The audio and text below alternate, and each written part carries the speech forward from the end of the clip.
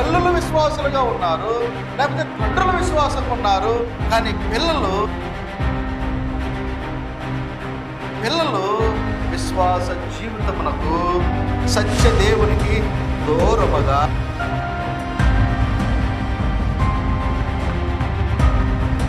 చాలా విచ్చలవిడైనటువంటి స్థితిలోనూ లోకంలో మునిగిపోతూ ఉండేటువంటి పరిస్థితులు ఉన్నారనంటే ఖచ్చితంగా తల్లిదండ్రులు ఆ అంశంలో ఫెయిల్ అయ్యుతున్నారేమో ఎక్కడో.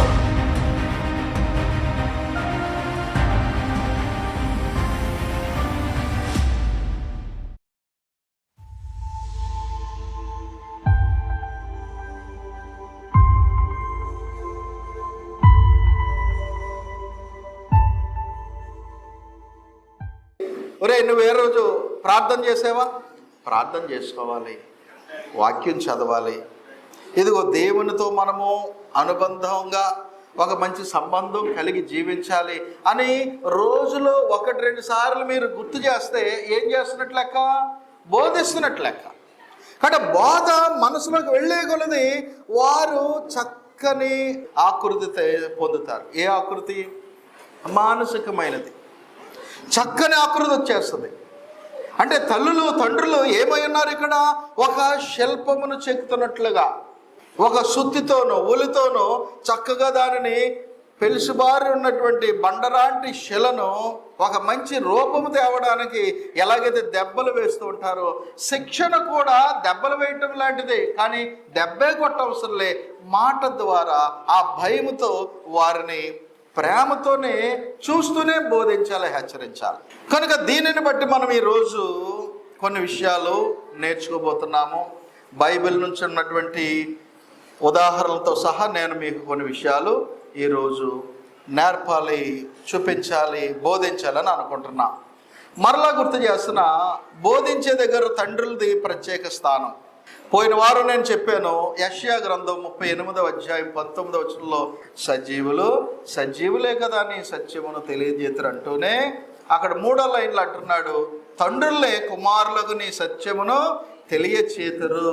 కాబట్టి సత్యమును తెలియజేయవలసిన బాధ్యత ఎవరి మీద పెట్టాడు? దేవుడు. తండ్రులు ఫస్ట్. ఎందుకనంటే తండ్రే బైబిల్ పట్టుకుని చర్చికి బయలుదేరతాయి. తండ్రే అతడు ప్రార్థనలో, వాక్య పఠనములో, దేవునిని స్తుతించటములో, సంఘ కార్యక్రమాలలో, దైవ కార్యక్రమాలలో పాలు పొందటములో చురుకుగా ఉంటాయి. తండ్రే ఆటోమేటికల్ అన్నీ సెటరేట్ అయిపోతాయి, అన్ని లైన్లో పడిపోతాయి. ఈరోజు తండ్రులే వెనకబడటాన్ని బట్టి తల్లులు ఒక పక్క ఇంటి పనే చూసుకోవాలా, మరో ప్రక్క వారి పిల్లలని గద్దించాలా, తమ పిల్లల్ని సిద్ధం చేయాలా. తండ్రే కనుక ముందు ఇనిషియేషన్ తీసుకుంటే ఆటోమేటిక్గా అన్ని ట్రాక్లో పడతాయి. కనుక యెషయాలో అది చూసాం. మరొక మాట గుర్తు చేస్తా, ద్వితీయోపదేశకాండ గ్రంథం 6వ అధ్యాయము, 6వ అధ్యాయము 6 నుండి కూడా మనము ఎప్పుడు చదివేదే, పుట్టినరోజులప్పుడే గుర్తు చేసుకుంటాం, మిగిలినప్పుడు గుర్తురాదు. అందుకనే మిగిలినప్పుడు కూడా మీకు గుర్తు చేస్తున్నాం. 6వ అధ్యాయము 6 నుండి మనము చూస్తే ఒక తండ్రితోనే మాట్లాడుతున్నాడు. తండ్రి హృదయాన్ని ఇక్కడ కదిలిస్తున్నాడు. కదిలించబడినటువంటి తండ్రి తన పిల్లల్ని అలాగే నడిపిస్తే వారు పదును పెట్టబడినటువంటి బాణాల వలె ఉంటారు. అంటే తండ్రి చేయవలసిన బాధ్యత అది. 127వ కీర్తన మనం చదువుతాం కదా, యవ్వన కాలమందు పుట్టిన కుమారులు బలవంతుని చేతిలోనే బాణములు. కాబట్టి బలవంతుని చేతిలో బాణము ఉంటే అది బలంగా దూసుకువెళ్తుంది, శత్రువు గుండెల్లో ఖచ్చితంగా దిగుతుంది. బలహీనుడిగా ఉంటే, బలహీనుడైనటువంటి విసిరే తండ్రి బలహీనుడైతే ఇక బాణాలు ఎక్కడ పడతాయి? ఇప్పుడు బాణాలు ఎవరు? పిల్లలే. మీ పిల్లలు దేవునిలో, వాక్యములో, లోకములో ఉన్నా కానీ వారు అన్ని విధాలుగా మెరుగైనటువంటి అంబుల వలె, బాణాల వలె ఉండాలనంటే తండ్రులారా, తల్లులారా, మీరు వారిని బాణాల వలె తయారు చేయాలంటే మీలో ఏముండాలి? బలం ఉండాలి. ఏ బలం? కండ బలమా? కాదు, మీలో వాక్య బలం ఉండాలి. అందుకనే ద్వితీయోపదేశకాండ గ్రంథం చదువుతున్నాను. ఇశ్రాయేలుతోనే చెప్పాడు 4 నుండి చూస్తే. అంటే తండ్రులనే సెలెక్ట్ చేస్తున్నాడండి దేవుడు. తల్లులారా అనేటువంటిది కంటే ఎక్కువగా మనం దేన్ని చూస్తాము? తండ్రులారా అనేది చూస్తాం. కానీ తండ్రులే బలం పడితే విశ్వాసంలో అది మీ కుటుంబాలకి మంచిదని చెప్తున్నాను. ఈ మాటలన్నీ అర్థం అది. ఓకేనా? చూడండి 4వ వచనంలో చూస్తే ఎవరితో మాట్లాడుతున్నాడు? ఇశ్రాయేలు విను అన్నాడు. ఇశ్రాయేలు అంటే ఎవరిక్కడ? యాకోబునే పిలుస్తున్నాడు. యాకోబు వినుము, మన దేవుడైన యెహోవా, అద్వితీయుడగు యెహోవా నీ పూర్ణ హృదయముతోనూ నీ పూర్ణ ఆత్మతోనూ నీ పూర్ణ శక్తితోనూ నీ దేవుడిని యెహోవాను ప్రేమింపవలెను. నేడు నేను నీకు ఆజ్ఞాపించు ఈ మాటలు నీ హృదయములో ఉండవలెను. నీవు నీ కుమారులకు వాటిని, కాబట్టి ఏమంటున్నాడండి? నీవు నీ కుమారులకు వాటిని ఏం చేయమన్నాడు? అభ్యసింపజేయటం అంటే అర్థం ఏంటన్నమాట? బోధించు, నేర్పు. అభ్యసింపజేసి నీ ఇంట కూర్చుండినప్పుడును, త్రోవను నడుచునప్పుడును, పండుకొనినప్పుడును, లేచినప్పుడును వాటిని గురించి మాట్లాడవలెను. సూచనగా వాటిని నీ చేతికి కట్టుకొనవలెను. అవి నీ కన్నుల నడుమ ఎలా ఉండాలి? బాసికముల వలె ఉండాలి. నెక్స్ట్ ఎలా ఉండాలి? గౌనుల మీద వాటిని వ్రాయవలెను. ఇంటి ద్వారబంధాల మీద, గౌనుల మీద వాటిని వ్రాయవలెను అనేటువంటివి మనము చూడగలుగుతూ ఉన్నాము. కాబట్టి ఈ యొక్క మాటల్లోనే అద్భుతం ఉంది. ఈ మాటలలోనే ఎంతో లోతైనటువంటి బోధ ఉంది. అంటే తండ్రులు ఎలా బోధించకూడదు? బోధ అని చెప్పి ఫార్మల్ స్టైలే. ఇప్పుడు ఆరాధన ఇలా కూర్చున్నాం, ఇది క్యాజువల్ స్టైలా ఫార్మల్ స్టైలా? ఇక్కడ ఈ సెటప్ ఫార్మల్గా ఉంది. క్యాజువల్ అంటే ఎలా ఉంటుంది? నేను మీ మధ్యకి వచ్చేస్తాను, హాస్పిటల్ వేసి కూర్చోవచ్చు, లేదా మీరు కూడా అలాగా నడవాల్సి కూర్చోవచ్చు, ఏదో మనం క్యాజువల్గా మాట్లాడినట్టు ఉంటుంది. కానీ పేరెంట్స్ బోధించే దగ్గర మీరు స్కూల్ టీచర్ లాగానే బోధించే అవసరం లే, ఎలా కూడా బోధించవచ్చు క్యాజువల్గా. అందుకనే నీవు బోధకుడిగా నీ పిల్లలకి దేవుని గురించి నేర్పే పని నువ్వు చేస్తే ఎంత క్యాజువల్గానంటే, అంటే రోజంతా నువ్వు చెయ్యొచ్చు ఈ పని. ఎలాగా? వారంట పండుకున్నప్పుడంట, రెండోది వారు కూర్చున్నప్పుడంట, వారు త్రోవను నడిచినప్పుడంట, వారు లేచినప్పుడంట. అంటే ఇవన్నీ ఎప్పుడు చేస్తారో? 1 by 1 ఒకేసారి చేస్తారా? అప్పుడే కూర్చుని, అప్పుడే లేచి, అప్పుడే పండుకుని, అప్పుడే నడుస్తాడా? ఎప్పుడు ఉంటాయి ఇవి? సమయాన్ని బట్టి ఉంటాయి. తండ్రులారా, మీరు కూడా మీ పిల్లల్ని అలాగే కనిపెట్టుకుని ఎప్పుడు వీలైతే, అంటే ఉదాహరణకు 4 చెప్పాడు, అప్పుడే చెప్పమని కాదు. మెజారిటీ ఆఫ్ ద స్కోప్ ఈ 4 అంశాల దగ్గర దొరుకుతుంది తండ్రులకి. ఎప్పుడు? దారిలో వెళ్ళేటప్పుడు ఉట్టినే నడిచిగనే కంటే మంచి మాటలు చెప్పచ్చు కదా. మనమైతే ఇప్పుడు ఏం చేస్తున్నాం? ఏదైనా ప్రయాణాలు ఉన్నాయనుకోండి, మనం కారులో ఒక 2 గంటలు ప్రయాణించాల్సిన ఊరు వెళ్ళాలనుకోండి, ఏం మాట్లాడుకునేవాళ్ళం చిన్నప్పుడు? కథలో, బైబిల్ కథలో. ఇప్పుడు మన వాళ్ళకి చెప్పుదామన్నా ఏం తీసుకున్నారు చేతిలోకి? ఫోన్ వచ్చింది, ఇంకా ఫోన్ చూస్తే ఇంకా అయిపోయింది మా పని అనుకుంటున్నారు. కానీ త్రోవను నడిచేటంటే ప్రయాణాల్లో నువ్వు చెప్పచ్చు. వారు ఏదైనా ఇంట్లో పనులన్నీ ముగించో, చదువు ముగించో, వారి ఇంట్లో ఉన్నప్పుడు కూర్చున్నప్పుడు చెప్పచ్చు. అలాగే తర్వాత ఎప్పుడు చెప్పచ్చు? పండుకునేటప్పుడు కూడా. వారు పడుకోబెట్టేటప్పుడు చాలామంది ఈ ఏదో పేదరాశి పెద్దమ్మ కథలు చెప్పేవారు కదా చిన్నప్పుడు, చిన్న కథలు, ఆసక్తి కలిగించేవి. అలా కథల వెంట నిద్రపోతారు చూసారా? అప్పుడు కూడా మీరు ఏం చెప్పచ్చు? అవి చెబుతూనే మధ్యలో ఒక్కొక్క పాయింట్ మీరు దేవుని గురించి కూడా నేర్పుతూ ఉండాలి. అందుకనే 4 అంశాల్లో, 4 దశలలో, 4 సందర్భాలలో ఒక తండ్రి తన బిడ్డలను కనిపెట్టుకున్నప్పుడే చెప్పగలడు. మళ్ళీ వాళ్ళు త్రోవను నడిచేటప్పుడు ఈయన ఇంకో దారిలో ఉంటే చెప్పలేడు, వాళ్ళ ఇంట్లో కూర్చున్నప్పుడు ఈయన ఇంట్లో లేకపోతే చెప్పలేడు. అంటే పిల్లల యొక్క అవైలబిలిటీ, ఆ పిల్లల యొక్క అందుబాటులో ఉన్న సమయాన్ని మనము అన్వేషిస్తూ వారికి చెప్పగలిగినప్పుడే అప్పుడు ఏమొస్తుందండి? చక్కని రిజల్ట్స్ వస్తాయి. ఇవన్నీ కూడా రిజల్ట్ ఓరియంటెడ్ లెసన్స్. ఇవి ఒక ఫలితమును ఆశించే పాఠాలు. ఈ పాఠాలు నేర్చుకోవటం ద్వారా, మీరు ఇంప్లిమెంట్ చేయటం ద్వారా మీరు ఖచ్చితంగా మంచి విధానంలో మీరు తయారవ్వాలి, మీ కుటుంబాలను తయారు చేసుకోవాలి. ఎందుకంటే కుటుంబాలు పుష్టిగా ఉంటేనే, కుటుంబాలు బలంగా ఉంటేనే, కుటుంబాలు దైవికమైన విలువలతో ఉంటేనే ఆ కుటుంబాలే దేవుడు ఇష్టపడే కుటుంబాలు. కనుక ఈ రోజున నేను కొన్ని కీలకమైనటువంటి విషయాలు నేను మీతో పంచుకోవాలనుకుంటున్నా. గత వారం మీద గుర్తు చేశా, మీరు తల్లిదండ్రులుగా ఒక పని ఎప్పుడు మర్చిపోకూడదు. ఏం చేయాలంటమ్మా? ఖచ్చితంగా మీ పిల్లలకి ప్రార్థన, వాక్యము, దేవుని పాటల ద్వారా స్తుతించడం, ఇవన్నీ కూడా రొటీన్గా చేస్తూ ఉండాలి.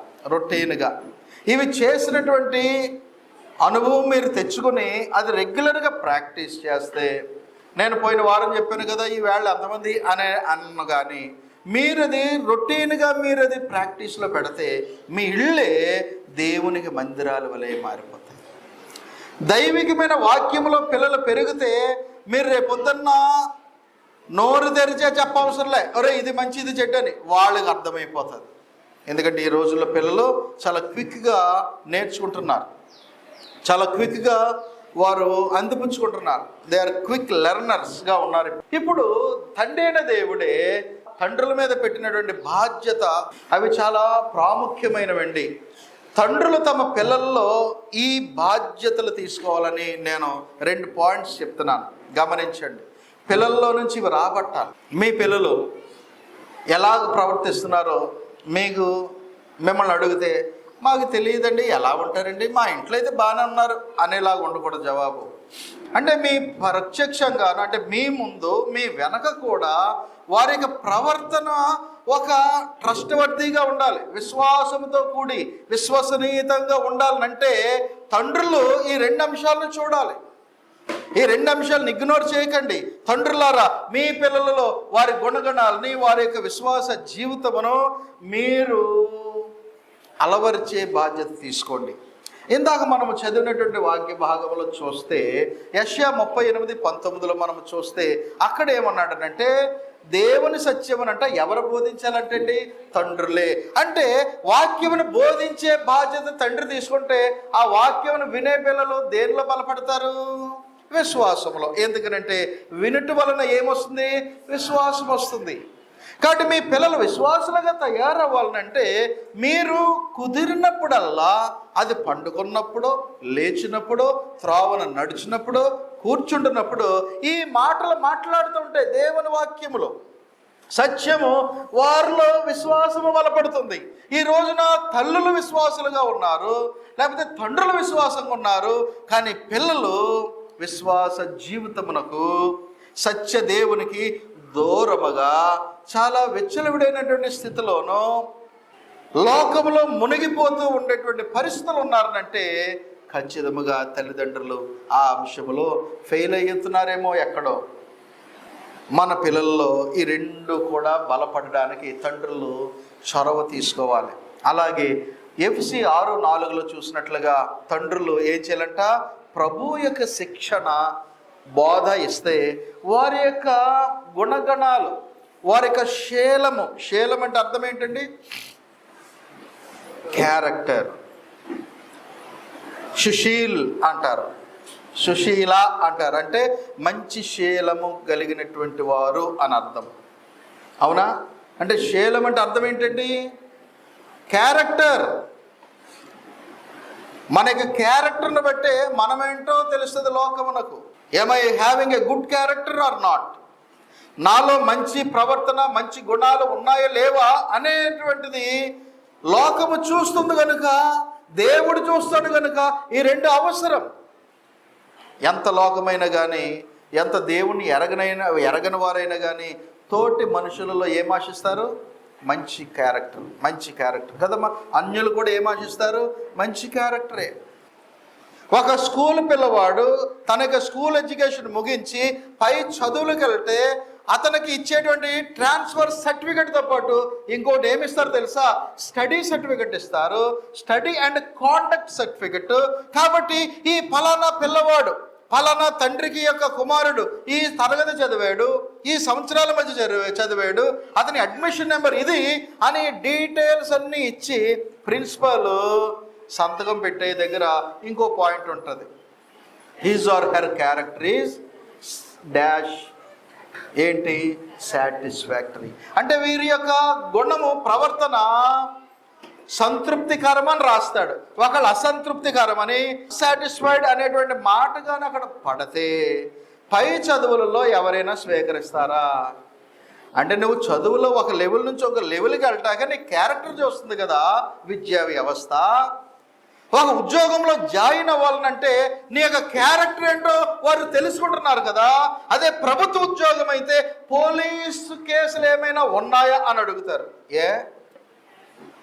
ఎందుకని అంటే పోలీస్ కేసులు ఉన్నవాడు ఉద్యోగం చేయకూడదా? నిర్దోషుల మీద కేసులు పడతాయి అంటే నేను దోషునో నిర్దోషునో నేను నిరూపించుకోవాలి. అసలు పోలీస్ స్టేషన్ల వరకు నేను వెళ్లకుండానే నేను అదుపులో ఉన్నాను అనుకోండి, నా మీద ఎఫ్ఐఆర్లు పడతాయా? అప్పుడు ఉద్యోగానికి వెరిఫికేషన్ వస్తే మనం భయపడాల్సిన పని ఉంటుందా? అంటే మీ పిల్లల యొక్క భవిష్యత్తే క్యారెక్టర్ మీద డిపెండ్ అయి ఉన్నప్పుడు మరి నిత్య జీవం సంబంధమైనటువంటి జీవితంలో దేవుడు ఖచ్చితంగా ఏం చూస్తాడు? మన పిల్లల యొక్క క్యారెక్టర్ని చూస్తాడు. మరి మీ పిల్లలు ఎలాంటి క్యారెక్టర్లో పెంచబడుతున్నారు? మీ పిల్లలు వారి యొక్క ఆత్మ సంబంధమైన జీవితంలో వారు ఎలాగా కట్టబడుచున్నారు, నిర్మాణం అవుతూ ఉన్నారు, ఎప్పుడైనా గమనించారా? అందుకనే తండ్రులంట ఈ రెండు తీసుకోవాలి. ఏ రెండు? నెంబర్ 1, మీ పిల్లల యొక్క క్యారెక్టర్ ఎలాగా ఫార్మేషన్ అవుతుంది, ఎలా రూపొందించబడుతుంది. రెండవది వారి యొక్క విశ్వాస జీవితము ఎలాగ రూపొందించబడుతుందో ఈ రెండిటినీ కూడా కనిపెట్టుకుని ఉండాలి. తండ్రులారా, మనము ఈ యొక్క బాధ్యతను ఖచ్చితంగా తీసుకోవాలండి. ఎప్పుడెప్పుడనంటే ఇప్పుడు అప్పుడని కాదు. కనుక ఈ బాధ్యతలు ఎలాగ మనము అమలు చేయాలో చూడబోతున్నాం. ఇప్పుడు మనం బోధకునిగా ఉన్న పాత్రను చూడబోతున్నాం. శిక్షకుడిగా తర్వాత చూస్తాం. ముందుగా బోధకుడిగా మనం చూసే దాంట్లో బోధించే తండ్రి యొక్క కీలకమైన బాధ్యతలు కొన్ని ఉన్నాయి. తండ్రులారా, మీరు బోధించండి. మీ పిల్లలకి టైంకి లేగాలి, బాగా తినాలని బోధిస్తున్నారు లేదా? అది ఎలాగ బోధో దేవుని గురించి చెప్పడం కూడా బోధ. ఈరోజు ఎంతమంది మీరు పిల్లలారా త్వరగా రెడీ అవ్వండి, మనం ఆరాధనకి వెళ్ళాలి, లేట్ అయిపోతుంది ప్రతి వారం, ఈ వారమైనా త్వరగా వెళ్ళాలి అని ఎలాంటి హెచ్చరికలు వేళ ఎవరైనా ఇచ్చుంటారా? ఇచ్చారా? ఇవ్వలేదా? అవునా? మౌనంగా నువ్వు అంటున్నారు. అది ఏంటిది? బోధించడమే. కానీ బోధించే దగ్గర 3 కీలకమైనటువంటి బాధ్యతలను మనం గుర్తుంచుకోవాలి. అందులో ఒకటి, మీ యొక్క ఇంటిలోనే తల్లిదండ్రులు ఏం చేయాలంట? తండ్రులు మరి ముఖ్యంగా దేవుని వాక్యమును బోధించడానికి ప్రయత్నం చేయాలి. మనం ఆల్రెడీ అది చదివాం. ద్వితీయోపదేశకాండము 6వ అధ్యాయంలో చూసినటువంటిది మనం చూస్తే ఇది ఫార్మల్ ఎడ్యుకేషన్ కాదు. మనం ఒకే ఇంట్లో జీవిస్తూనే మన పిల్లల్ని మనము దగ్గర పెట్టుకుంటూనే వారికి అవకాశము దొరికినప్పుడల్లా చెప్పే విధానం ఉంది చూసారా? అది బెస్ట్ ఎడ్యుకేషన్. భారతీయ విద్యా వ్యవస్థ ఈ యొక్క ఆధునికమైన పాఠశాలలు రాకముందంట గురుకులాల్లో ఎవరో ఒక గురువు గారి దగ్గర కదండి అలాంటివి చెప్పేవారు. ఇప్పుడు అవి లేవు. కానీ దానికంటే అడ్వాన్స్డ్ వాక్యం ఏది? ఎక్కడో గురువు దగ్గర ఆశ్రమాల్లో కాదు, ఎక్కడో పాఠశాలలో విశ్వవిద్యాలయాల్లో కాదు, నీ ఇల్లే ఒక దేవాలయంగా మారినప్పుడు ఆ దేవాలయమే నేర్పుతుంది. ఏమి నేర్పుతుంది? పిల్లలు ఎలాగా క్యారెక్టర్లోనూ విశ్వాసంలోనూ ఎదగాలో నేర్పేస్తూ ఉంటుంది. కాబట్టి నీవు ఇంట కూర్చుంటున్నప్పుడు పిల్లలు ఎప్పుడైతే కూర్చున్నా అప్పుడు అన్నాడు అంటే ఇంట్లో జరిగేవి. పిల్లలేమి స్కూల్కి టైం అయి వెళ్ళినట్టుగా ఇంటికి టైం అయి బెల్లగొట్టాక వస్తారా? ఇల్లు అంటే వారు ఆ ఇంటి నివాసులు, సహవాసులు, మనతో కలిసి ఉండేవారు. కాబట్టి ఈ టైము ఆ టైం అని కాకుండా ఇది ఒక ఫార్మల్ ఎడ్యుకేషన్లో కాకుండా ఇది మా యొక్క కనీస బాధ్యత అని మనం గుర్తుపెట్టుకోవాల్సిన అవసరం ఉంది. రెండవది, తండ్రులు మాదిరిని చూపుతూ బోధించాలి, మాదిరి ద్వారా బోధించాలి. అంటే వీళ్ళు రోల్ మోడల్గా ఉండాలి. పిల్లలు ఎవరిని చూస్తారంటే అండి, యోహానులో మనం చూస్తాం, తండ్రి ఏమి చేయుట కుమారుడు చూచునో కుమారుడు దానిని అలాగే చేయను అని ఉంది. అంటే పిల్లల్లో ఏముంది? అబ్జర్వేషన్ ఉంది. నా తండ్రి స్పిరిచువల్ పర్సన్ అని పిల్లలు గుర్తెరిగినప్పుడు వారు అలా నడిచే అవకాశం ఉంటుంది. చాలా కుటుంబాల్లో తల్లి తండ్రి తాతలు టీచర్స్ అనుకోండి, వీడికి ఎవరికే చెప్పకుండా వీడు కూడా రేపొద్దున టీచర్ అయి కూర్చుంటాడు. కొందరు ఇళ్లలో చూస్తే వరుసగా అందరూ లాయర్లే. లాయర్ అవ్వమని ఎవడు చెప్పడు, కానీ చిన్ననాటి నుండి ఆ మాటలు భోజనం బల్ల దగ్గర, అంటే డైనింగ్ టేబుల్ దగ్గర, వారి ప్రయాణాల్లోనూ ఖాళీ టైమ్స్లోనూ ఈ మాటలే వస్తూ ఉంటాయి కనుక పిల్లలలో అక్కడి నుంచి వారు పెరుగుతారు కనుక పెద్ద అయ్యాక ఆటోమేటికల్లీ అలా వెళతారు. కొన్ని కుటుంబాలు చూస్తే అందరూ డాక్టర్లే. అలా డాక్టర్ అవ్వడం ఎంత కష్టమండి. కానీ ఈ విశేషం ఏంటంటే వాళ్ళ ఇంట్లో అందరూ డాక్టర్లు అయిపోతారు. ఎలా అవుతారు? చిన్ననాటి నుండి ఆ వాతావరణంలో పెరిగారు కనుకనే ఆ ప్రభావం వారి మీద ఉంటుంది. ఇప్పుడు మీ ఇంట్లో ఎలాంటి వాతావరణం ఉండాలంటే మీ ఇంటిలో దేవునికి సంబంధించిన దైవిక వాతావరణం ఉండాలి.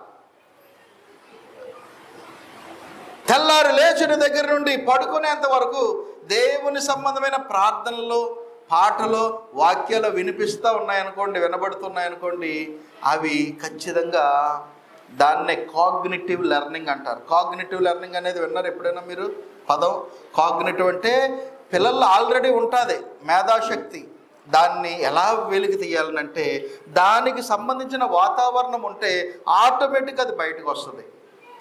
కాబట్టి పిల్లల విషయంలో తండ్రులు ఎంత కేర్ తీసుకుంటే ఎంత అద్భుతాలో సృష్టించవచ్చు. అందుకనే దేవుడు నేర్పుతున్నాడు. కానీ తండ్రులు మాదిరిగా ఉంటే ఆ మాదిరి వారికి బోధిస్తుంది. ఉదాహరణకి చూడండి, ఎజ్రా గ్రంథం 7వ అధ్యాయానికి వెళదాం. ఎజ్రా గ్రంథం 7వ అధ్యాయము 10వ వచనాన్ని నేను చదువుతాను. ఇక్కడ ఒక ఆయన కనిపిస్తున్నాడు. ఎజ్రా గొప్ప ప్రవక్త. దేవుని యొక్క దేవాలయము శిథిలమై ఉండగా గోడలు, అలాగే ఇశ్రాయేలీయులు చెరలో ఉండగా శేషము ఎవరైతే ఉన్నారో వారి మధ్య దేవాలయం దగ్గరికి వెళ్ళటము, అక్కడ ఆయన గొప్ప పనులన్నీ చేసి దేవాలయము మందిరకు సంబంధమైనటువంటి పనులన్నింటినీ కూడా సమర్థవంతంగా అతడు పూర్తి చేసి ఆ తదుపరి జనములందరినీ కూడా పిలుచుకుని వచ్చాడు. పిలిచి వారితో మాట్లాడుతున్నాడు. చూడండి, ఇతడే ఒక మాదిరిగా ఉన్నాడు కనుకనే ఎదుటి వారికి నేర్పగలుగుతున్నాడు. ఇప్పుడు తండ్రులు ఏ స్థాయిలో ఉండాలంటే మాదిరికరంగా ఉండగలుగుతాయి. ఇప్పుడు తండ్రుల యొక్క నోట్లో నుంచి ఎప్పుడు కూడా అనుకూల వచనము, శుభవచనాలే వస్తున్నాయి అనుకోండి, వారి పిల్లల్లో బూతులు ఎక్స్పెక్ట్ చేస్తామా? ఏమంటే ఎక్స్పెక్ట్ చెయ్యం. అదే తల్లిదండ్రులు బూతులు, నా భూతో నా భవిష్యత్తు లాగా బూతులు. వాళ్ళ పిల్లల నుంచి మంచి ఎక్స్పెక్ట్ చేస్తాము ఒక్కొక్కసారి, ఈడలమను. కానీ అలాంటి పిల్లలు మంచిగా మాట్లాడారు అనుకోండి, మనమే ఆశ్చర్యం అవుతాం. ఈ పిల్లవాడి పెరిగిన వాతావరణం ఏంటి, ఇంత బాగా ఉన్నాడా? కానీ చెప్పొచ్చుది ఏంటంటే తల్లిదండ్రులు మాదిరి నేర్పినప్పుడే, వారు జీవించినప్పుడే, అందులో వారు జీవిస్తూ వారు ఒక క్రీస్తు వలె తయారైనప్పుడే, ఒక దైవజనుల వలె తయారైనప్పుడే, ఒక దేవుడు కోరినటువంటి విధానంలో తల్లి తండ్రి మలచబడినప్పుడే ఆటోమేటికల్లీ అది ఎవరి మీద రిఫ్లెక్షన్ చూపిస్తుంది? పిల్లలపై. ఇక్కడ ఎజ్రా ఉన్నాడు. ఎజ్రా ఎంత ప్రభావం చూపెట్టినంటే ఆ సమాజం అంతా కూడా ఇన్ఫ్లుయెన్స్ అయ్యేంత, ఆ సమాజం అంతా కూడా ప్రభావితమయ్యేంత గొప్ప మాదిరిని చూపాడు, గొప్ప ఇన్ఫ్లుయెన్స్ చూపించాడు. చదువుతున్నాను ఇప్పుడు చూడండి.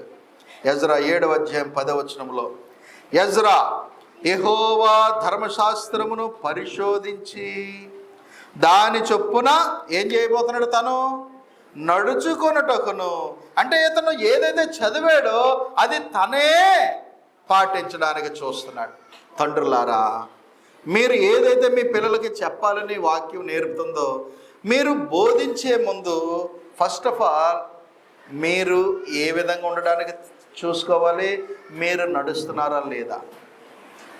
పోయిన వారం, అంతకుముందు వారం చెప్పాను, ఆవు చేలో మేస్తే దూడ గొట్టున మెయ్యదు అంటే. ఇప్పుడు తండ్రులు మాదిరిగా లేకుండా మీరు మాత్రం మంచిగా తయారవ్వండి అంటే అది ఒక్కొక్కసారి కుదరదు. సక్సెస్ అవ్వాలనంటే మన బోధ తండ్రులు తాము ధర్మశాస్త్రమును చదువుతానే ఈ ఎజ్రా లాంటి వారు ఏం చేశారంట, తమ విషయంలో కూడా వారు వర్తింపజేసుకొనొచ్చు, దానిని వారు అప్లై చేసుకొనొచ్చు, దాని చొప్పున నడుచుకొనుటకును. అంటే ముందు ఇతడు నడుచుకున్నప్పుడు ఏం చేశాడు, ఇశ్రాయేలీలకు దాని కట్టడలను విధులను నేర్పుటకును దృఢ నిశ్చయము చేసుకొనెను. కాబట్టి పాప నువ్వు చెప్పమ్మా, ఏంటి ఎజ్రా చేసిన పని? ఇక్కడ 2 భాగాలు కనిపిస్తున్నాయి. ఎవరు కనిపెట్టారు ఈ భాగాలు? ఎవరు గమనించారు చెప్పండి, ఎవరు గమనించారు? ఎజ్రా ఈ 10వ వచనంలో 2 విభిన్నమైన పాయింట్స్ కనిపిస్తున్నాయి. నెంబర్ 1 ఏంటో తెలుసా? ఆ ధర్మశాస్త్రం ఏదైతే చదువుతున్నాడో దాని చొప్పున తాను నడవడానికి చూసుకున్నాడట. 1 పార్ట్ అయింది. సెకండ్ పార్ట్లో ఏం చేశాడనంటే, ఆ మాటలు బోధ ఎవరు వింటున్నారో ఆ ప్రజలలో నుండి వారు నడుచుకునేలాగా బోధించాడంట. అంటే ఈయన బోధించే ముందే తనకు తాను అప్లై చేసుకున్నాడు. తనకు తాను అప్లై చేసుకుని బోధించే బోధే ఏ బోధ తెలుసా? మోడల్ టీచింగ్, మాదిరి ద్వారా బోధించటం. మాదిరి. ఇప్పుడు తల్లిదండ్రులు మొదటి నుండి ఆరాధన అంటే వాడికి 11-12కి వెళ్ళటం అలవాటు చేసుకున్నారు అనుకోండి, సువార్థికులు గద్దెంపు ద్వారా అరే ఇంకా రెడీ అవ్వలేదట్రా నండే అని వాళ్ళ పిల్లల మీద గద్దించారు అనుకోండి, ఆ పిల్లలు అలాగే అంటారు. కానీ మనసులో మా అమ్మ మా డాడీ 12 వరకు వెళ్ళరు, నన్ను వెళ్ళమంటున్నారు చూడు అనుకుంటారు. అంటే పిల్లలు ఎవరిని చూస్తారు? ఫస్ట్ ఆఫ్ ఆల్ పాస్టర్ గారు చెప్పారని ఆయన మాట కంటే ముందు ఎవరిని చూస్తారు? వాళ్ళ ఇంట్లో తాముకు బోధించే మాదిరి ఎవరున్నారో అక్కడి నుంచి మొదలెడతాడు అంచనాలు వేయటం, జడ్జిమెంట్ ఇవ్వటం, లేదా జడ్జి చేయటం. పాస్టర్ గారు అంటే చెప్పారు కానీ మా ఇంట్లో మా డాడీ మా మమ్మీయే కదలరు కదా, ఆ పోనీలు అంటాడు. అంటే ఏమైపోయింది అక్కడ? శూన్యమైపోతుంది బోధ, హెచ్చరిక, వాక్యం. కనుకనే తల్లిదండ్రులు గమనించండి, మీరు మీ మాదిరి ద్వారానే బోధించడానికి ప్రయత్నం చేయండి. అలాగే ఎప్పుడెప్పుడు బోధించాలో కూడా చూద్దాం.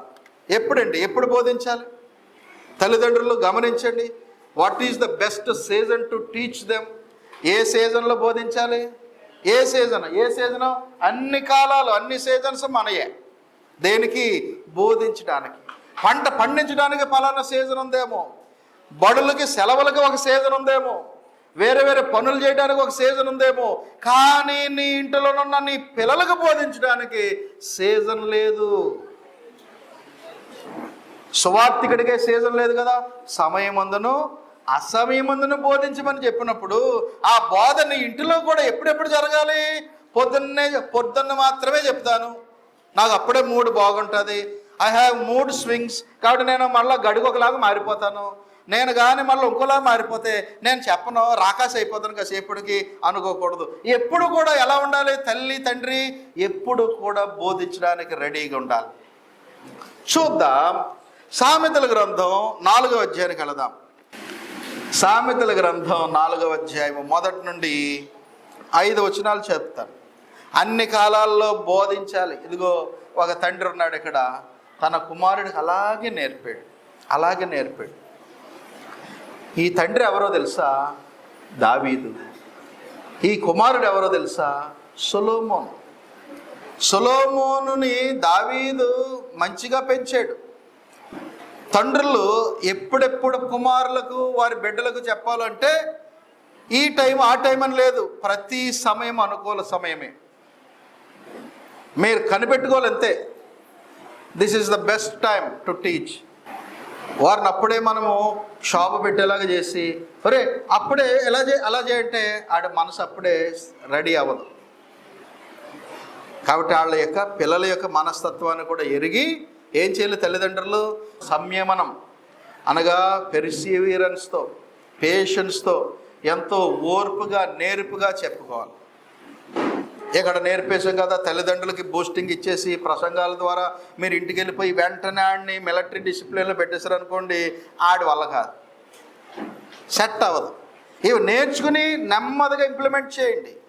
నెమ్మదిగా, కంగారు లేదు, కంగారు పడకండి. కంగారు పడితే మళ్ళీ బెడిసి కొడుతుంది.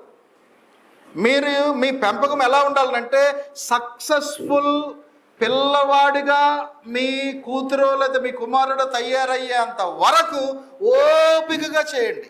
టైం ఏం మించిపోలేదు. మీరు వాడిని కనిపెట్టుకుని దురలవాట్లకి చెడు స్నేహాలకి దూరంగా ఉంచి నేర్పాల్సింది నెమ్మదిగా చేయండి. స్లోలీ ఇంజెక్ట్ చేయాలి. తల్లి పిల్లలకి గోరుముద్దలు ఎలా పెట్టేది, ఈవిడికి ఏదో కంగారు ఉందని ఆ తిను తిను అని రిపీటెడ్గా పెట్టేసింది అనుకోండి, ఆ ఏ పిల్లన తట్టుకుంటుందా?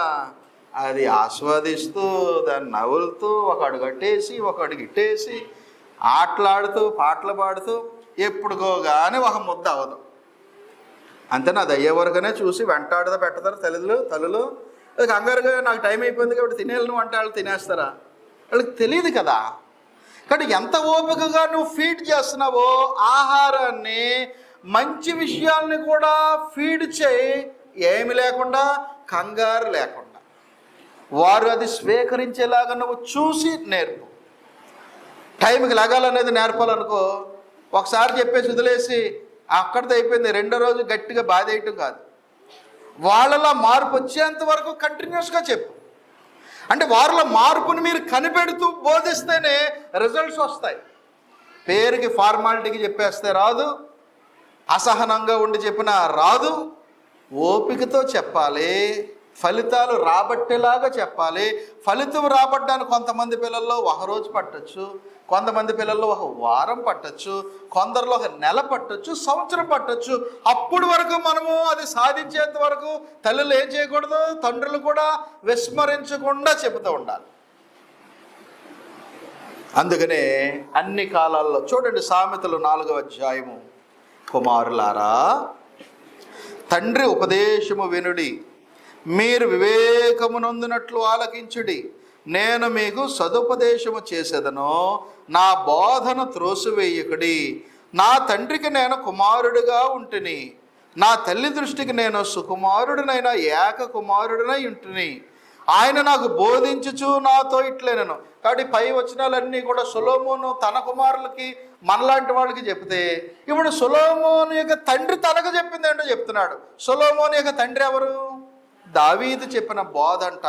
4వ వచనం నుండి దావీదు అంటున్నాడు, నీ హృదయము పట్టుదలతో నా మాటలను పట్టుకొననిమ్ము, నా ఆజ్ఞలను గైకొనిన ఎడల నీవు బ్రతుకుదువు.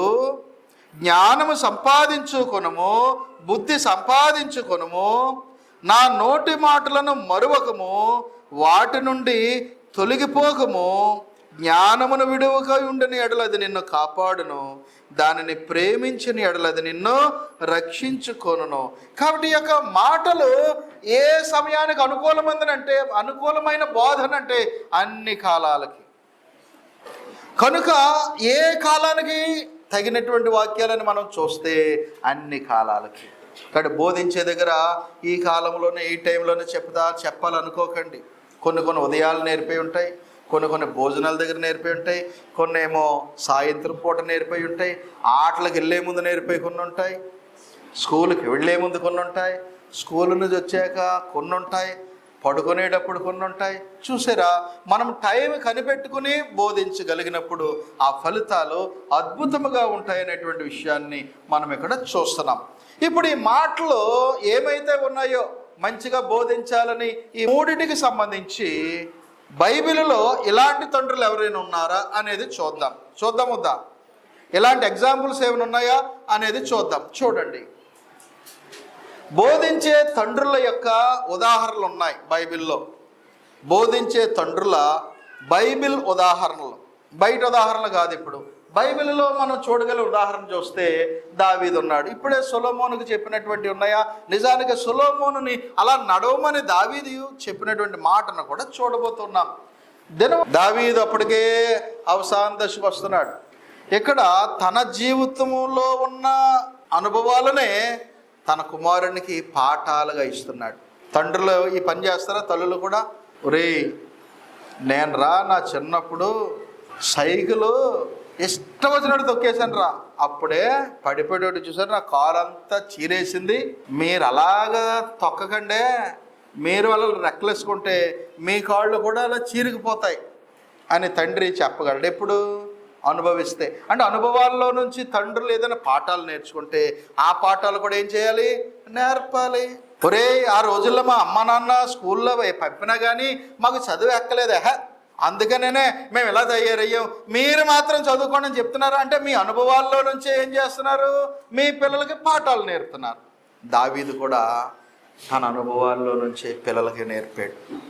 మొదటి దినవృత్తాంతాలు 28:9-10 సొలొమోనా, ఏ మోనా, ఈ మోనా, సొలొమోన్తో అన్నాడు, ఓ సొలొమోనా, సొలొమోనా నా కుమారుడా, నీ తండ్రి యొక్క దేవుడైన యెహోవా.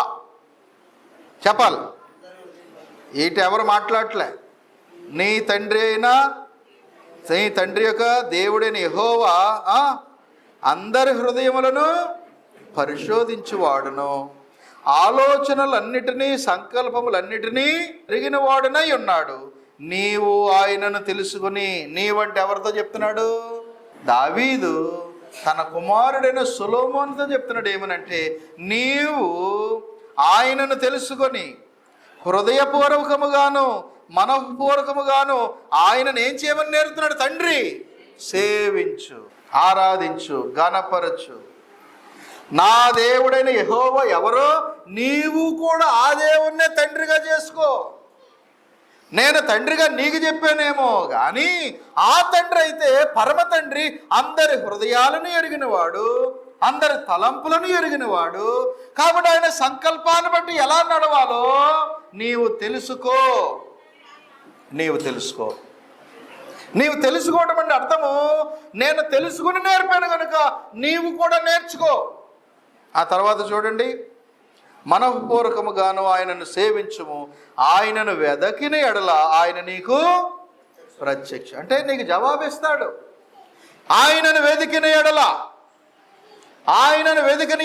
ఆయన నీకు ఏమవుతాడు, ప్రత్యక్షమవుతాడు. సొలొమోను ఎప్పుడైనా వెతికాడా? సెపరేట్ అండి, వెతికాడు.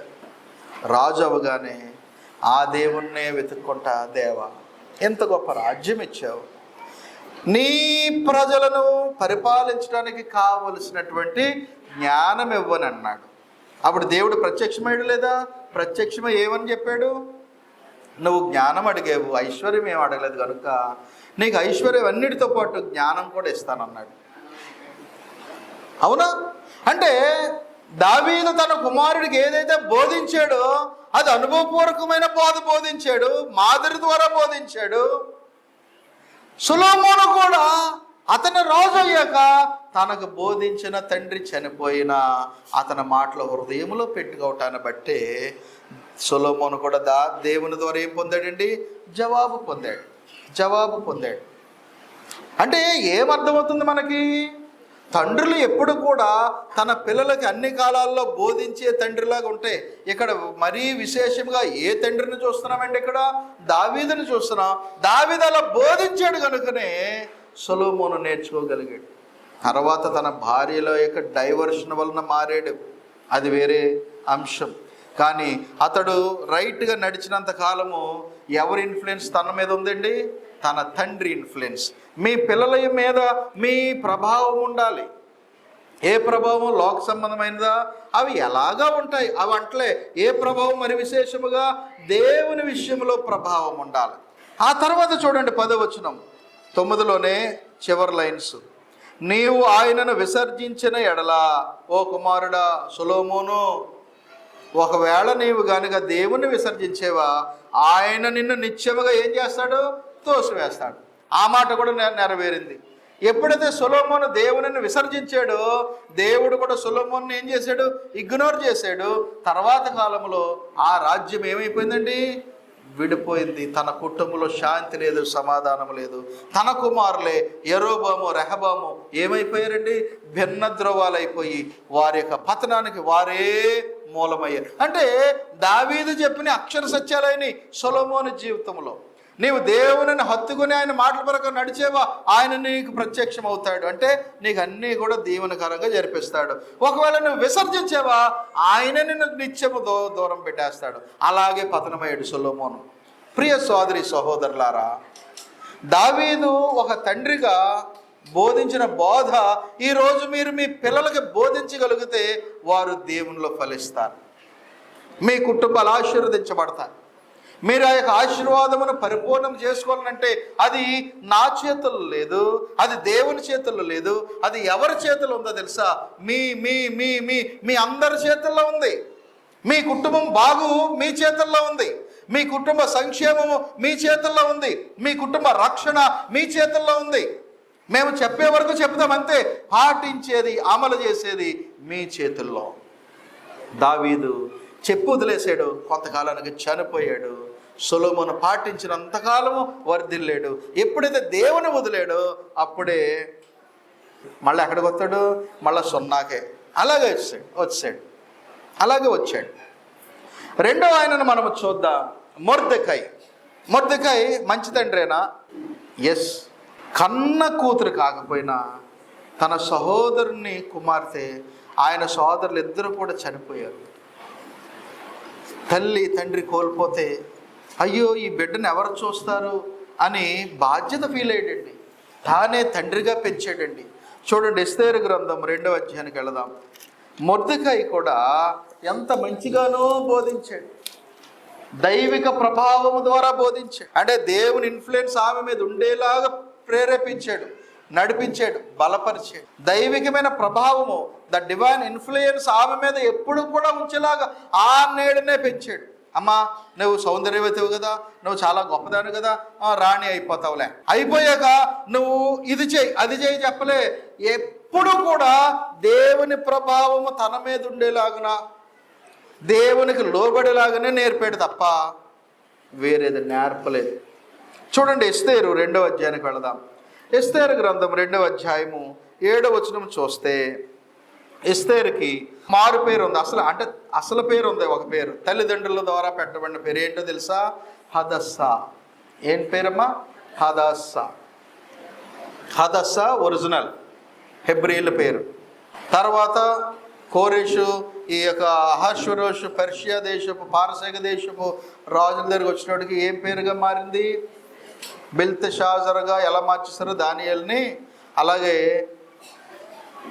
హదస్సా అని ఎస్తేరుగా మార్చారు. ఓకే, ఈ ఎస్తేరు కంట ఈయన ఎవరంటమ్మా? 7లో తన పినతండ్రి కుమార్తె అయిన హదస్సా అను ఎస్తేరు తల్లిదండ్రులు లేనిదై ఉండగా. అంటే తాను చిన్నపిల్లప్పుడే తల్లిదండ్రులు ఏమైంది? ఈ హదస్సా గారు కోల్పోయింది. తల్లిదండ్రులను కోల్పోగా లేనిదై ఉండగా అతడు ఆమెను ఏం చేసినమ్మా? పెంచుకొనను. అంటే పెంచుకున్నాడు ఏ స్థాయిలో, ఏ హోదాలో? ఫస్ట్ లైన్లో ఉంది, పినతండ్రి హోదాలో. అంటే తండ్రి స్థానంలో తండ్రిగా పెంచాడు. పినతండ్రి అంటే అర్థం ఏంటండి? చిన్నానా. ఎందుకంటే ఈమె యొక్క తండ్రి చనిపోయాడు, తల్లి లేదు, తండ్రి లేదు కనుక ఆ బిడ్డ యొక్క పెంపకం బాధ్యతలు ఎవరు తీసుకున్నారు? పినతండ్రి అయిన మొర్దెకై. కాబట్టి ఇప్పుడు మొర్దెకై నిజమైన తండ్రి కాకపోయినా ఏ వలె పెంచాడు? తండ్రి వలె పెంచాడు. ఈ తండ్రి ఎలా పెంచాడు అంటే దేవునికి అనుగుణంగా పెంచాడు. చూడండి తర్వాత మాట, ఆమె అందమైన రూపమును సుందర ముఖము గలదై ఉండెను. ఆమె తల్లిదండ్రులు మరణము పొందిన తరువాత మొర్దెకై ఆమెను ఎలాగ స్వీకరించాడు? తన కుమార్తెగా. అంటే తన కుమార్తెగా దత్తత తీసేసుకున్నట్టు. ఇంక అనౌన్స్మెంట్ అయిపోయింది. ఎస్తేరు యొక్క తండ్రి ఎవరంటే ఇప్పుడు ఎవరమ్మా చెప్పండి? మొర్దెకై. ఎందుకంటే ఆమెను కుమార్తెగా స్వీకరించడం అంటే అర్థము హీ అడాప్టెడ్ అఫీషియల్లీ. ఏదో 10 మంది పిల్లలు ఉంటే అమ్మా నువ్వు కూడా ఏళ్ళతో పాటు తినేయే, ఆ ఏళ్ళతో పాటు ఉండే అని చెప్పడం కాదు, కుమార్తె హోదా ఇచ్చాడు. అంటే బహుశా ఆస్తిలో కూడా భాగం ఇచ్చేంతగా, వారికి వివాహమే చేయాల్సి వస్తే తనే చేయాల్సినంతగా బాధ్యత తీసుకున్నాడు. అందుకనే మొర్దెకై ద్వారానే ఈమె ఎక్కడికి పంపబడింది చెప్పండి? అహష్వరోషు యొక్క ఆ కొలువులో, ట్రైనింగ్లో, ఆ అందగత్తలు, సౌందర్యవతులు అందరూ ఉండేటువంటి ఆ అంతఃపురంలోనికి మొర్దెకై ద్వారానే వెళ్ళింది రాణిగా కాబోవడానికి. అంటే ఆ బాధ్యతలన్నీ చూసింది ఈయనే కనుక ఈయనే తండ్రి. ఇప్పుడు మొర్దెకై ఏ ప్రభావంలో పెంచాడో చూద్దాం. 10వ వచనానికి వెళదాం. 2వ అధ్యాయము 10వ వచనం. మొర్దెకై ఎస్తేరుతో అంటున్నాడు, చూడండి అంత మంచి మాటలు. తండ్రులారా, తల్లులారా, మీరు మీ బిడ్డలకి ఇవి నేర్పండి. అంటే ఎలాగ నేర్పండి? ఎవరికి విలువ ఇవ్వాలో నేర్పండి. ఎలాగనంటే నీ జాతిని, నీ వంశమును కనపరుచుకోకూడదు అని ఎస్తేరు నాకు ఆజ్ఞాపించి ఉండెను గనుక ఆమె తెలపలేదు. కాబట్టి నువ్వు యూదురాలు అని చెప్పకు. ఎందుకనంటే యూదుల యొక్క భద్రత బాగోలేదు. ఈ టైంలో యూదులకు భద్రత లేదు కనుక నీవు యూదురాలు అని అప్పుడే బయట పెట్టుకోకు. ఎందుకంటే నీవు బయట పెడితే నీ జాతి, నీ వంశము ద్వారా నీ స్వజనులు ఎవరో తెలిస్తే ప్రమాదం ఉంది. హామాను కనిపెట్టాడు కనుకనే హామాను 127 సంస్థానాలలో ఉన్నటువంటి యూదులను సంహరించడానికే తాకీదులు రాయించి ఆడే ఈయన గారి ఉంగరాన్ని అప్పటికే పర్మిషన్ తీసుకున్నాడేమో, పంపేస్తాడు. అప్పుడే ఎస్తేరు తనతో పనివారు అందరూ, ఈవెన్ నపుంసకుల అధిపతి వీళ్ళందరూ 3 రోజులు ఉపవాసములుండి అప్పుడు ఎస్తేరు వెళ్తుంది అత్తపురంలో. అక్కడున్నావు బయట దానిలాగా? నువ్వు నా భార్యవు, రాణివు కదా. ఎంత రాణినైనా నీ రాజదండం నా వైపు చూపితే నేను వస్తాను. అంతగా విలువిచ్చి భర్తకు వెళ్ళి విందు దినానికి ఆహ్వానించి అప్పుడు చెప్పుతుంది. అంటే ఎంత విధేయత! తన ప్రజల యొక్క భద్రత, తనను పెంచినటువంటి తండ్రి ఏదైతే నూరి పోసాడో ఆ దేవుని యొక్క ఆశీర్వాదం కలిగినటువంటి ఈ ఇశ్రాయేలు జనాంగము మేమే కనుక మేము దేవుని ప్రభావం ఉండాలని తాను పెంచబడింది. ఇంకా మనం చూస్తే 20వ వచనానికి వెళదాం ఒకసారి. ఇదే ఎస్తేరు గ్రంథం 2:20లో కూడా చూస్తే, ఎస్తేరు మొర్దెకై యొక్క పోషణమందున్న కాలమున చేసినట్లుగానే, అంటే తన పినతండ్రి అంటే తండ్రితో ఉన్నప్పుడు ఎలాగైతే చేసిందో, తండ్రి పోషణలో తాను బ్రతికినప్పుడు ఎలా ఉందో, రాణి అయ్యాక కూడా ఎలా ఉందంటే చేసినట్లుగానే ఇప్పుడును, అంటే ఇప్పుడంటే రాణి అయ్యాక కూడా ఇప్పుడును అతని మాటకు ఆమె ఏమి చేస్తుంది? లోబడుచు. అంటే తండ్రి ఎలా పెంచాడు? తనకి పెళ్ళైనా కూడా, రాణి అయ్యాక కూడా ఆమె తన తండ్రి యొక్క దైవికమైన బోధకు లోబడిలాగా పెంచబడింది. ఈ రోజున మనం ఎలా పెంచుతామో తెలుసా? మన దగ్గర ఉన్నంత వరకే. మనమే ఒక్కొక్కసారి అన్యులకి ఇచ్చి పెళ్ళిళ్ళు చేసేస్తాం. మనమే ఒక్కొక్కసారి మతశాఖలకు ఇచ్చి పెళ్ళిళ్ళు చేసేస్తున్నాం. అలాంటప్పుడు వీళ్ళు మన ఇల్లు దాటి, మన పోషణలో నుండి దాటి తన భర్త పోషణలోనికి బిడ్డలు వెళ్ళాక అక్కడ వాళ్ళు దైవికమైనటువంటి విలువలు కోల్పోయారు అనుకో, you are failure as a parent, as a father or as a mother. మీ పిల్లల యొక్క నిత్య జీవం మీద మీకు ఇంట్రెస్ట్ లేదా? చెప్పండి. చాలామంది తల్లిదండ్రులు చేసే తప్పు ఏంటో తెలుసా? వాళ్ళు పెళ్ళిళ్ళు కానంత వరకు పెంచిన విధానంలో పెంచుతారు, కానీ పెళ్ళిళ్ళ దగ్గర కులం చూస్తారు, అంతస్తులు చూస్తారు. కనుక మా కులంలో క్రీస్తు సంఘాలలో దొరకలేదండి కాబట్టి మతశాఖలకి చేసామంటే అది ఎంత రాంగు. ఎందుకంటే తెలిసి కేవలం మనకు 2-3 మ్యాచ్ అయినని తెలిసి ఆ వంకతో అసలైన దానిని హానికరంగా నడిపిస్తున్నాం. వాళ్ళు రేపొద్దున పెళ్ళిళ్ళు అయ్యాక మతశాఖల దగ్గర పెరిగారు అనుకోండి, అబద్ధ బోధనలు పెరిగారు అనుకోండి, అంటే నీ కుమార్తెను చక్కగా పంపేసేవు కానీ నువ్వు ఎక్కడికి పంపలేకపోతున్నావు. అంటే నీ కుమార్తె భూమి మీద ఒక మంచోడిని చేసుకుని వెళ్ళడానికే చూసేవేమో కానీ అసలు దేవుని రాజ్యంలో పరలోకమును స్వతంత్రించుకోకుండా ఆ కుమార్తె, ఆ కుమారుడే నరకానికి వెళ్ళడానికి కూడా నువ్వు ఇష్టపడ్డావనంటే మొర్దెకై ఆ పని చేయలేదు. మొర్దెకై చేసిన పని ఏంటో తెలుసా? నీకు పెళ్ళయ్యాక కూడా విధేయత ఎలా ఉండాలో నేర్పి పంపాడు. కనుకనే మొర్దెకై పోషణ కాలములో ఎలాగైతే ఒబీడియంట్గా తన ప్రజల పక్షముగా దేవునికి మొర్రపెడుతూ ఉందో, తాను రాణి అయ్యాక కూడా అదే విలువలు కంటిన్యూ అయింది. ఎవరి వల్ల వచ్చింది? ఎవరి వల్ల? పెంపకం. తాను ఏ వాతావరణంలో పెరిగిందో కనుకనే ఆమె గడప దాటాక కూడా నిలుపుకోగలిగింది. మన పిల్లలు అలా ఉండేలాగా చూడండి. మీ పిల్లలు అలా ఉండేలాగా చూడండి.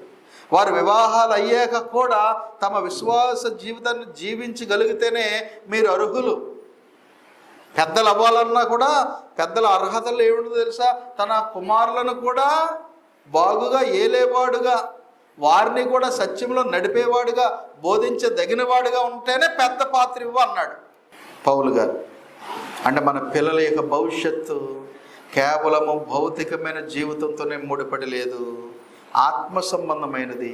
కొందరు తండ్రులను నేను చూశాను, వారు ఎంత డెడికేటెడ్ ఫాదర్స్ అంటే డెడికేటెడే కానీ నష్టపోయారు కూడా. వారికి సరైన సంబంధాలు రాలేదని వారి కుమార్తెలకు 30 ఏళ్ళు 40 ఏళ్ళు వచ్చిన సత్యములో ఉన్నవారు కావాలని ఎదురు చూసి అప్పుడు చేసిన వాళ్ళు ఉన్నారు. ఆ పిల్లలు కూడా నేను నా వయసు కోల్పోతున్నానా, 30-40 వచ్చినాయా అనే బెంగ కూడా లేకుండా వారు తల్లిదండ్రులు లోబడ్డారంటే ఎంత గొప్పవాళ్ళు. ఇప్పుడు సువార్థికులు కూడా ఉన్నారు కొందరు. చెప్పాను కదా, కొన్ని మ్యాచ్ అవుతున్నాయని, కులం లాంటివి అంతస్తు లాంటి అలా మ్యాచ్ అయిన ఒక పాస్టర్ గారే వారి కుమార్తెకి అన్యులకి ఇచ్చి పెళ్లి చేశాడు. ఒక హిందూ దేవాలయంలోకి వెళ్ళి ఆ సువార్థికుడైన భార్య కూడా కూర్చుని ఆ యొక్క పురోహితులు చెప్పే పద్ధతులు ఉంటాయి చూసారా, అవన్నీ పాటించాడు.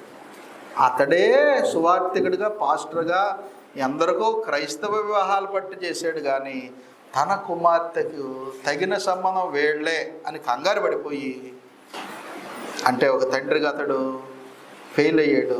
ఇప్పుడు ఆ కుమార్తె అల్లుళ్ళు వాళ్ళ పిల్లలు ఎలా ఉన్నారో తెలుసా, లోకానుసారంగా ఉన్నారు, లోక పద్ధతుల్లో ఉన్నారు.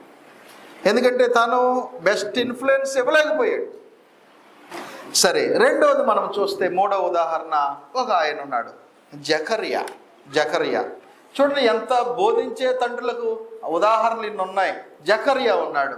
లూకా సువార్తకు వెళదాం. అతడు ప్రవచనము ద్వారా బోధించాడు. అంటే తాను ఏ దర్శనము పొందాడో, తాను కుమారుణ్ణి కనుగొన్నాడు కదా, లేక కలిగాడు కదా కుమారుడు. ఎవరండి ఆయన? జకర్యా ఎలిజబెతులకు కలిగినటువంటి కుమారుడు ఎవరో తెలుసా? ఎవరండి చెప్పండి? యోహాన్. బాప్తిస్మిచ్చే యోహాన్ అని పిలుస్తా ఆ యోహాను యొక్క తండ్రి ప్రవచనాత్మకంగా మాట్లాడాడు. చూద్దాం ఒకసారి 67 వచనానికి వెళదాం. లూకా 1:67. యోహాను పుట్టాక పరిశుద్ధాత్మతో నింపబడ్డాడండి ఈ తండ్రి గారు. ఒకటి జకర్యా కూడా ప్రవచించాడు, ప్రవచనము ద్వారా బోధించాడు. ఏమని? 67. మరియు అతని తండ్రి జకర్యా పరిశుద్ధాత్మ పూర్ణుడై ఇట్లు ప్రవచించెను. ఏమని? ప్రభువైన ఇశ్రాయేలు దేవుడు స్తుతింపబడునుగాక. ఆయన తన ప్రజలకు దర్శనమిచ్చి వారికి విమోచన కలగజేసెను. నీ సేవకుడైన దావీదు వంశమునందు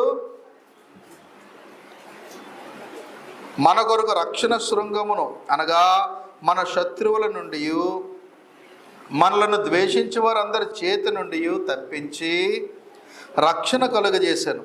దీనిని గూర్చి ఆయన ఆది నుండి తన పరిశుద్ధ ప్రవక్తల నోట పలికించెను. ఆయన మన పితరులను కరుణించుటకును, తన పరిశుద్ధ నిబంధనను, అనగా మన తండ్రి అయిన అబ్రహాముతో తాను చేసిన ప్రమాణమును జ్ఞాపకము చేసుకొనుటకును, మనము శత్రువుల చేతి నుండి విడిపింపబడి మన జీవితకాలం అంతయు నిర్భయులమై ఉండి ఆయన సన్నిధిని పరిశుద్ధముగాను నీతిగాను ఆయనను సేవింపను అనుగ్రహించుటకు ఈ రక్షణ కలుగజేసెను. మరియు ఓ శిశువా, అంటే ఈ పలికిన మాటలన్నీ ఎవరిని గురించి పలుకుతున్నాడు? పరిశుద్ధాత్మ పూర్ణుడై. చెప్పండి. తన కుమారుడు కలిగాడు కదా యోహాను, ఆ బిడ్డను గురించి ప్రవచిస్తున్నాడు. అంటే ఆ బిడ్డ ఇంకా విని గ్రహించే వయసు రాకమునుపే రికార్డ్ చేసేసాడు తన మెసేజ్, తన బోధ. అందుకనే అంటున్నాడు 76వ వచనంలో, మరియు ఓ శిశువా, నీవు సర్వోన్నతుని ప్రవక్తవు అనబడదువు.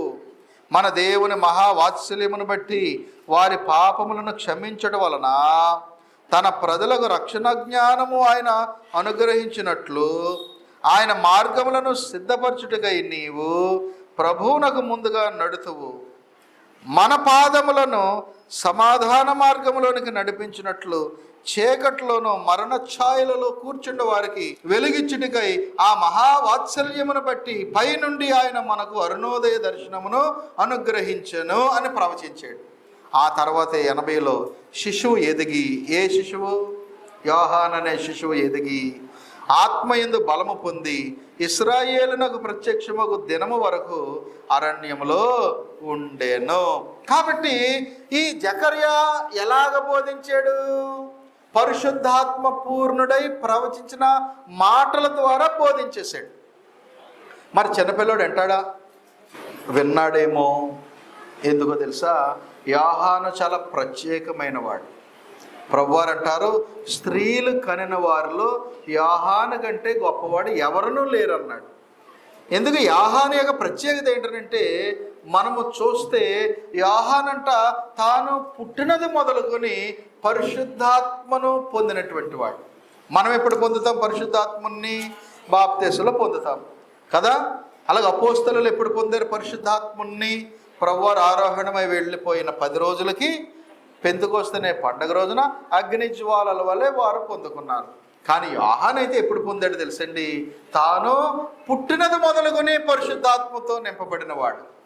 కానీ పుట్టినది మొదలుకొని నింపబడిన వాడు కనుకనే బహుశా వాళ్ళ డాడీ గారు జకర్యా గారు ఓ శిశువా అని ప్రవచనం ఎత్తుకుంటే బహుశా వినేసేడేమో. అందుకనే 80వ వచనంలో ఆ శిశువు ఎదగగానే ఆడు మళ్ళా బయట తిరగలేదంట పిల్లలతో.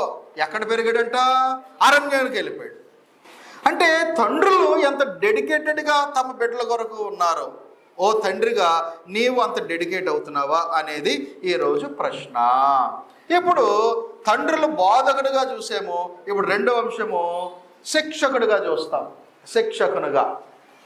శిక్షకునిగా ఉన్న తండ్రులు దైవిక క్రమశిక్షణ సూత్రాలను మనం ఇక్కడ చూస్తాం. కాబట్టి రెండో భాగంలో మీరు రాసుకోండి. శిక్షకునిగా ఉన్న తండ్రి దైవిక క్రమశిక్షణ సూత్రాలు. నెంబర్ 1, క్రమశిక్షణ అనేది ప్రేమకు వ్యక్తీకరణ. శిక్షకులుగా ఉండమన్నారు కాబట్టి దెబ్బ బాధేమని కాదు, బాధకండి. కొట్టండి కానీ ఆడి ప్రాణం పోయేదిగా కొట్టొద్దు అన్నాడు దేవుడు. బెత్తం వాడమని చెప్పాడు కానీ ప్రాణం పోయేదిగా కాదు. బెత్తం వాడేది ఎందుకో తెలుసా? ప్రేమతో. శిక్షకులుగా ఎందుకు ఉండాలంటే ప్రేమ ఉంది కాబట్టి. లేదా తండ్రులకు ఏమి ఆడు బయటకు కోపం అంతా ఇక్కడ పిల్లల మీద పెట్టేడా కానీ అనుకోకండి. తండ్రి ఒక్కొక్కసారి కోపపడేది ఆ కోపంలో ప్రేమే ఉంటుంది. అది దేవుని లక్షణం. యెహోవా తాను ప్రేమించి వారిని గద్దించు రీతిగా అని అంటాడు. అంటే ప్రేమ ఉన్న చోట ఒక్కొక్కసారి ఏముంటాయి? కోపాలు ఉంటాయి, గద్దింపు ఉండాలి. ప్రేమే కదా అని తప్పుల్ని కూడా మనం సరిచేయనట్లుగా ఉంటే అది ప్రేమ కాదు, అది ద్రోహం. అది వాస్తవానికి నా కుమారుడు తప్పు చేస్తున్నాడని తెలిసినా కానీ నేను నిర్లిప్తంగా ఉన్నానంటే నేను నా బిడ్డలను ప్రేమిస్తున్నట్టు లెక్క కాదు. ప్రేమించేవాడు గద్దిస్తాడు, ప్రేమించేవాడు శిక్షణలో నడిపిస్తాడు, ప్రేమించేవాడు శిక్షిస్తాడు. శిక్షణ అని చెప్పినంత మాత్రాన గొడ్డుని బాదినట్టు బాధటం కాదు, అంటే మనసు కృంగిపోయేలాగా తిట్టడం కాదు. ఎంతవరకు అంత. అందుకనే సామెతల్లో మనం చూస్తే 13వ అధ్యాయం 24వ వచనంలో ఒక మాట ఉంది. సామెతలు 13:24 ఉన్నటువంటి మాట ఏంటంటే, బెత్తము వాడనవాడు తన కుమారునికి విరోధి. కాబట్టి మంచి మంచి బెత్త పొలలు రెడీ పెట్టుకోండి. చిన్న శరీరం గాయపడకుండా తగలనే వచ్చి తప్పలేదు. ఎప్పుడంటే తెలుసా? వారు సరవ్వాలి. దానికి ఒక ఏజ్ ఉంది. పిల్లడికి 20 ఏళ్ళు వచ్చాక కూడా బెల్ట్ తీసి టప్పని కొట్టేసి తట్లు లెగ్స్పిల్ల కొడితే అది రాంగ్. అలాంటి కాదు. బెత్తము వాడని తండ్రి తన కుమారునికి విరోధి. కుమారుని ప్రేమించేవాడు వానిని ఏం చేస్తాడంట? శిక్షించును. కాబట్టి తండ్రులారా మీ పిల్లలకు కోపము రేపగా అనే దగ్గర ఆ కోపమే రానివ్వకండి, మనసు కృంగకుండా చేయండి అనేది కాదు. రచ్చగొట్టేలాగా కాదు, వారు బెడిసి కొట్టేలాగా కాదు, మనసు విరిగిపోయేలాగా కాదు. పిల్లల మనసు విరిగిపోయింది అనుకోండి, ఎవరి మనసుని ఇరిగితే అర్థమైనా కానీ అతికించవచ్చు అంట, కానీ మనసు విరిగితే అతికించలేమంట. ఎందుకంటే ఇరిగిపోయిన అద్దాలను ఎంత అతికించినా మన ముఖం 10 ముఖాలకు కనిపిస్తుంది, అంతే కదండి. మన ముఖమే వంకరగా కనిపిస్తుంది. పగిలిన అద్దాన్ని అంటించి మనం ముఖం చూసుకున్నాం అనుకోండి, నా కుడికన్ను పైనో కిందో కనిపిస్తుంది. ఇదేంటో నా ఫేస్ ఎలా ఉంది అనుకోండి. అలాగే మనసు ఇరిగిపోయింది అనుకోండి, ఏదో పేరుకుంటాడు, ఆడు మన కొడుకులాగా కూతురులాగా ఉంటారు, కానీ రిలేషన్షిప్ దెబ్బతినేంత కాదు. అయినా కానీ తండ్రులు అంట నిజంగా ప్రేమించే తండ్రి ఏం చేస్తాడంటమ్మా? తన కుమారుని ఏం చేస్తాడంట? శిక్షించునని ఉంది. చూడండి 2వ లైన్ చదవండి. కుమారుని ప్రేమించేవాడు వానిని శిక్షించును. ఆ శిక్షణ ఎలా ఉండాలి, ఎలా ఉండకూడదంటే చూడండి 2వ పాయింట్లో, క్రమశిక్షణ స్థిరంగా మరియు న్యాయంగా ఉండాలి. క్రమశిక్షణలో పెడుతున్నానని చెప్పి అప్పుడప్పుడు గుర్తొచ్చినప్పుడు కాదు, స్థిరంగా కాన్స్టాంట్గా కంటిన్యూ అవుతూ ఉండాలి. అలాగే ఇంకా ఎలాగ కాదు, అన్యాయంగా కాదు, న్యాయం ఏదో చూసుకొని పెంచాలి. అందుకనే కొలస్సి 3:21 చూస్తే, తండ్రులారా మీ పిల్లల హృదయము కృంగకుండా వారిని శిక్షణలో నడపమనుంది. చూడండి కొలస్సి 3:21. కొలస్సి 3:21 చూస్తే, తండ్రులారా మీ పిల్లల మనసు కృంగకుండానట్లు వానికి కోపము పుట్టింపకుడి. కోపం పుట్టించకుండానే, మనసు కృంగకుండానే నేర్పమని చెప్తున్నాడు.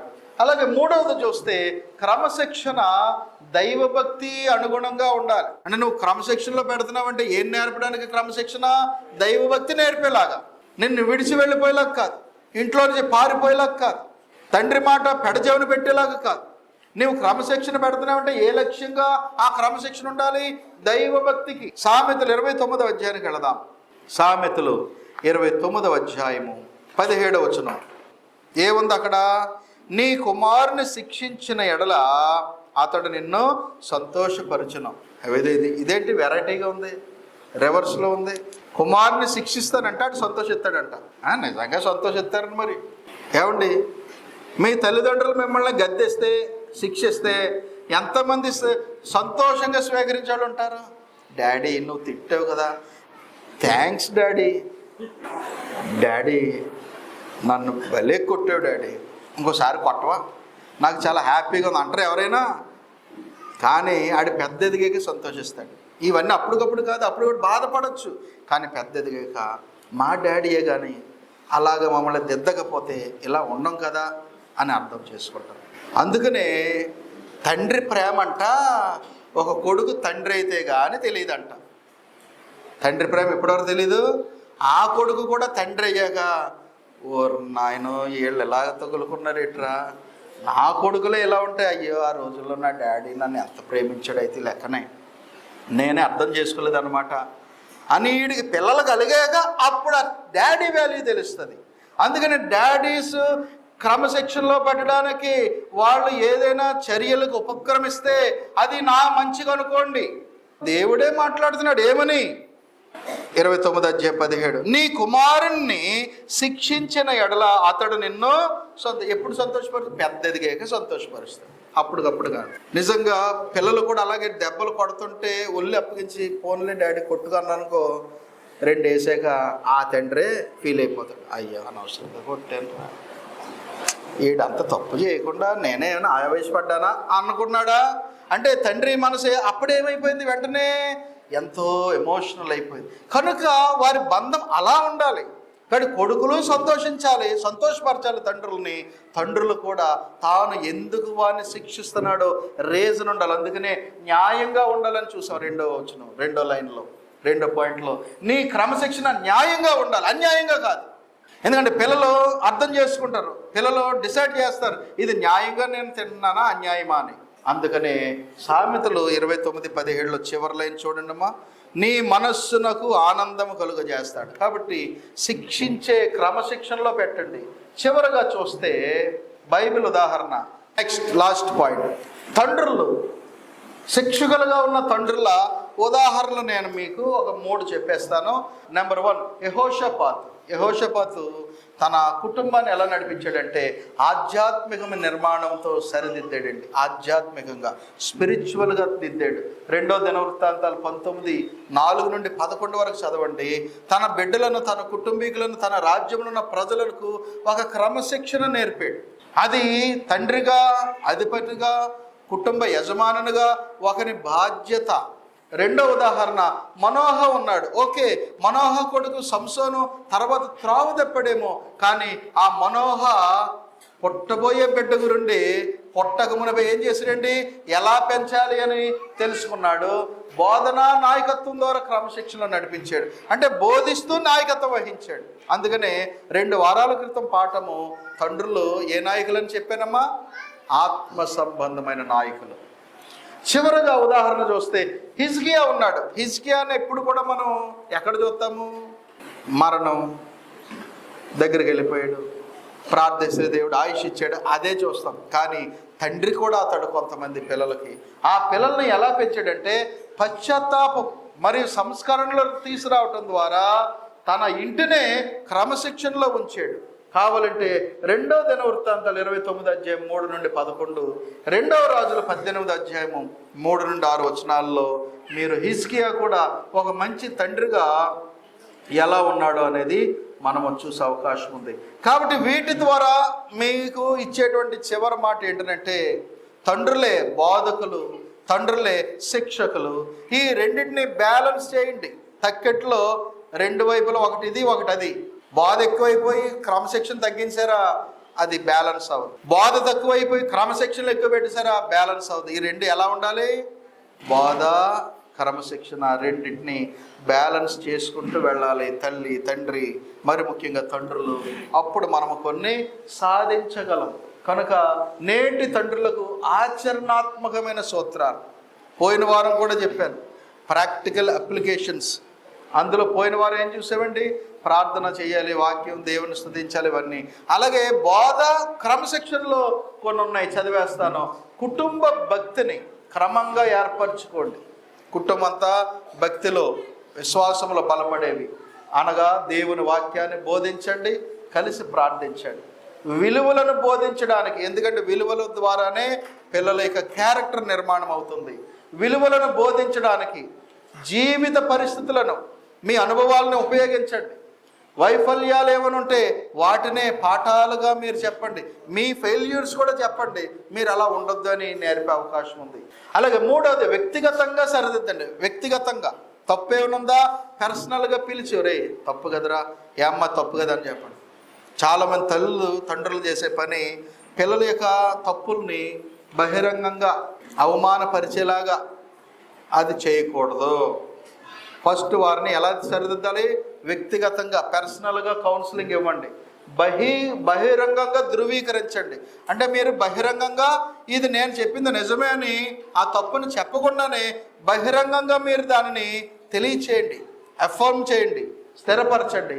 అప్పుడు మీ బిడ్డను ఇతరుల ముందు ఎప్పుడు సిగ్గుపరచకుండా కాపాడతారు, లేదా సిగ్గుపడ్డాడు పబ్లిక్గా తండ్రి ద్వారా, తల్లి ద్వారా, అది చాలా గాయం చేస్తుంది. 4వది, మీరు ఎప్పుడు కూడా స్థిరంగా ఉండాలి. ఉట్టిన ఎమోషనల్ అవ్వద్దు, ఉట్టినే మరీ లీనెన్స్ ఇవ్వద్దు, మరీ నవ్వులాట చేయొద్దు, మరీ సీరియస్ వద్దు. ఎలా ఉండాలి? తల్లిదండ్రులు స్థిరంగా మీరు మీ ఎమోషనల్, మీ యొక్క భావాలని చాలా బ్యాలెన్స్డ్గా ఉంచుకోవాలి. అందుకని కోపము లేకపోతే భావోద్వేదముతో, అంటే మీరు కోపంలో ఉన్నప్పుడు వేరే విషయంలో కోపాన్ని ఆ టైంలో మీ పిల్లల్ని సరిదిద్దొద్దు. మీకు ఎక్కడో ఏదో శరీరెత్తుకు వచ్చింది, ఆ కారణంతో వచ్చి మీ పిల్లల దగ్గర మాట్లాడితే ఆ మాటలు మారిపోతాయి, ఖచ్చితంగా మారిపోతాయి. కాబట్టి ఆ కోపము, వేరే కారణంతో ఉన్న కోపము తగ్గిపోయాక అప్పుడు సరిచేయండి. అది ఇది కలిపేశారు అనుకోండి, చూసారమ్మా డాడీ ఎక్కడో ఉన్నదాన్ని ఇక్కడ పెట్టాడు నా ముందు అంటారు. చివరిది, దేవుని స్వభావాన్ని ప్రతిబింబించండి. అంటే తండ్రుల యొక్క హృదయాల్లో ఏ లక్షణాలు బయటకు రావాలి? దేవుని లక్షణాలు బయటకు రావాలి. ప్రేమ ఉండాలి, కరుణ ఉండాలి, క్షమాపణ ఉండాలి, సహనం ఉండాలి. ఇవన్నీ మిక్సింగ్ దేవుని ఏవైతే ఉన్నాయో అవి తండ్రులలో ఉండాలి, తల్లులలో ఉండాలి. అప్పుడు పిల్లలు బ్యాలెన్స్గా ఎదిగే అవకాశం ఉంటుంది. గుర్తుంచుకోండి, పరలోకపు తండ్రి కూడా ఏం చేస్తున్నాడు? మనకి బోధిస్తున్నాడు. ఆయన కూడా ఏం చేస్తున్నాడు?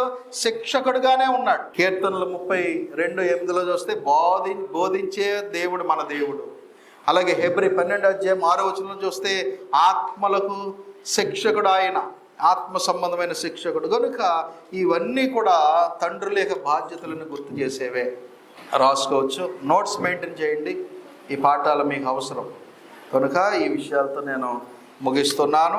కాస్త ఆలస్యమైన మనము ఈ పాఠాన్ని అందుకున్నాము. దేవునికి స్తుతులు చెల్లిస్తూనే ఈ పాఠాలని మీ హృదయంలో ఉంచుకుని ప్రతి వారు ఎదగాలని, మీ కుటుంబాలని దైవిక కుటుంబాలుగా, మీ కుటుంబాలకు బిడ్డలకు బోధకులు, శిక్షకులుగా మీరు ఎదుగుతూ దేవుని చిత్తాన్ని నెరవేర్చాలని కోరుతూ ఈ మాటలను ముగిస్తున్నాను. మీ అందరికీ వందనాలు.